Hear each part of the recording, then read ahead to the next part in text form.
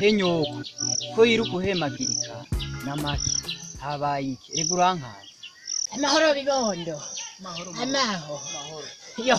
Bikira Mariya mawe nubona ndababarirega bibondo yo mvuye hariya epfo ntubonaga mukama numvise umuntu ahamagara ngo ekoro nibuka ibintu bimaze iminsi bivugwa ku maradiyo ko wa mugabo corona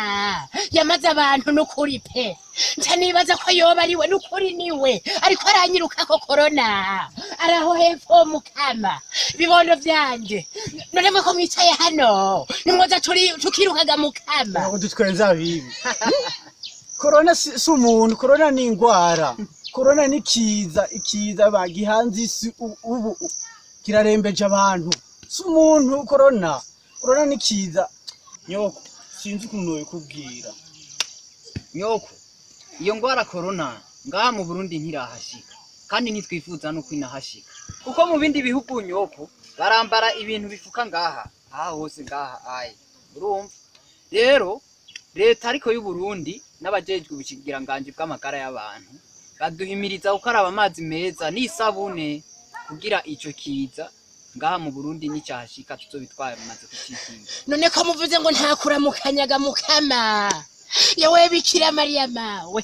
jewe nza nabaramukije mukama yo ijuru rirankorokeyeko ndagowe Bikira Mariya mawe nukuri pe none jewe uwo mugabo corona nako mwavuze ngo ni ingwara mukama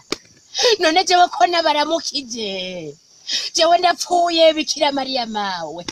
Yezu na Mariya reka bibi tekana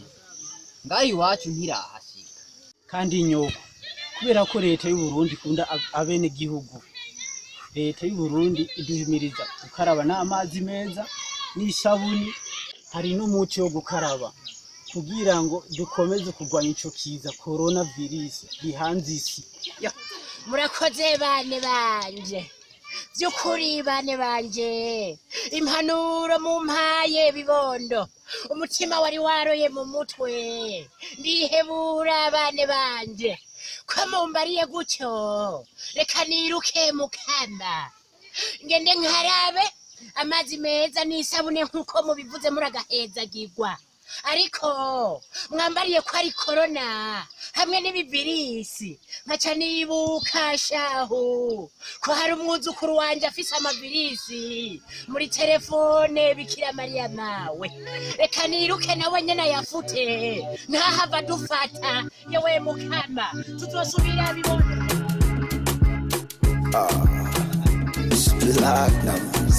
It's Kill P5.